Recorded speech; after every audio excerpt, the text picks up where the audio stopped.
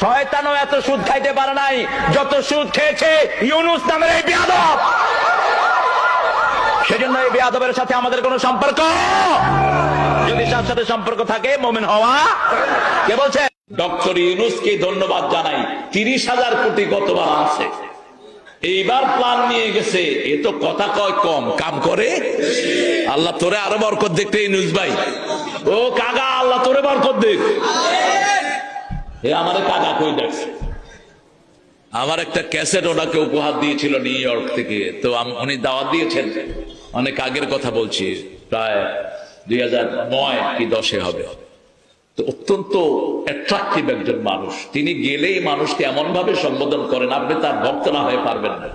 এই সময়ের মধ্যে সবচেয়ে বড় মূর্খ ছিল ডক্টর ইউনূস। জুলাই সনদের 12টা এটাই বাজিয়ে দিয়ে গেছে।